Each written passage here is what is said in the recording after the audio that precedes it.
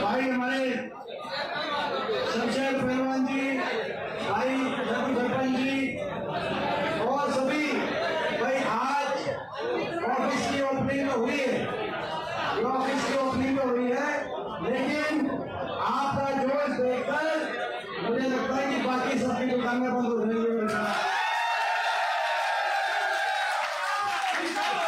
और ये सही कहा भी, आज एक हमारे अंकल कह रहे थे कि कैसे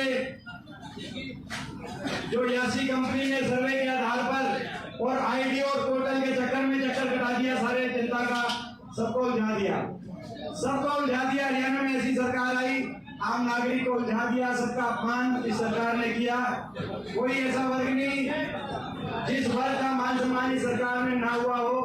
देश में सबसे ज्यादा बेरोजगारी हरियाणा में, देश में सबसे ज्यादा नशा बढ़ गया हरियाणा में, देश में सबसे ज्यादा अपराध और क्राइम आज हरियाणा में, भ्रष्टाचार, इतना बड़ा भ्रष्टाचार। आज का अखबार देखा होगा आपने, हिसार शहर से गौतम सदाना जो खड़े हुए निर्दलीय, उन्होंने बताया कि भाई कैसे 18 करोड़ का टेंडर जो कमल गुप्ता जी थे, यही सारे सर्वे वगैरह का, वो 18 करोड़ का 58 करोड़ में उन्होंने आज जो कह रहे थे वो साथ थे।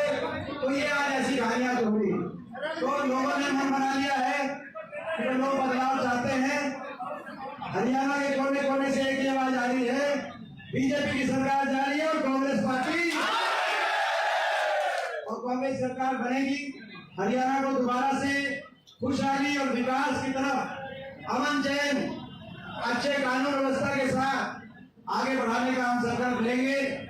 1 महीने का समय लगेगा, 1 महीने के बाद आपकी सरकार बनेगी।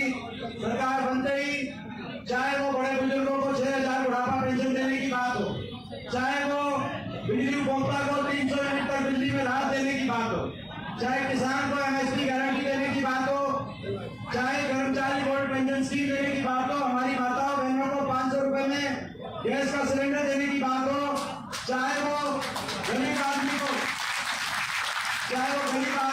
100 गज के प्लॉट और जरूरतमंद को 3.5 लाख की तक की आर्थिक सहायता से इंदिरा आवास योजना में मकान चाहे पास कराने की बात हो, और चाहे 25 लाख तक राजस्थान में कांग्रेस पार्टी की जो सरकार थी, गहलोत सरकार, उसके तल पर 25 लाख तक का इलाज सरकारी सहायता से जो है 25 लाख तक के इलाज में कराने की बात हो। 2 मिनट। तो ये सारे संकल्प लेके हम चल रहे हैं।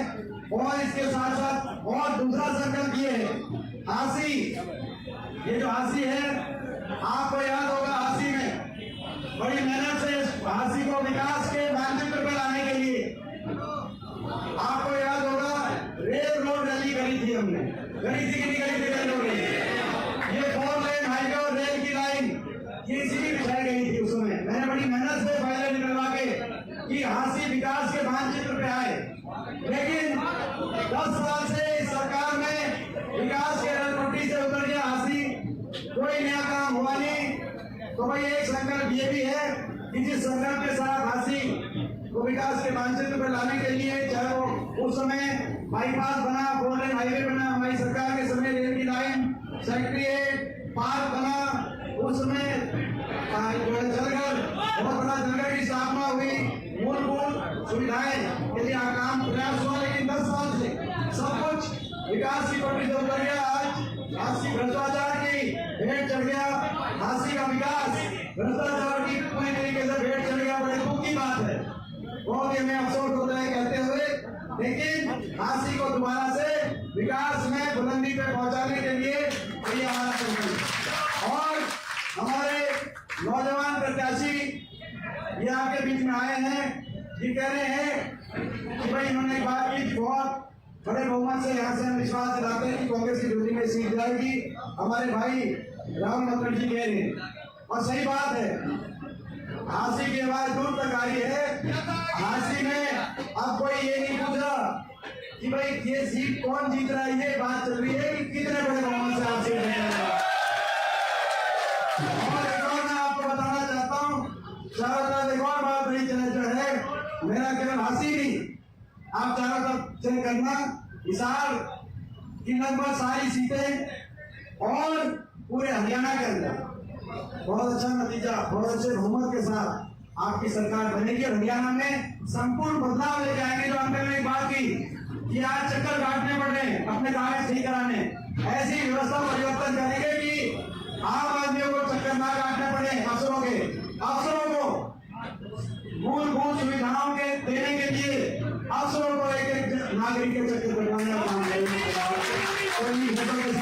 बहुत बहुत एक बार शुभकामनाएं सारी टीम को। तो बताओ भाई, हासी में रिकॉर्ड तोड़ोगे? बताओ भाई, पैसा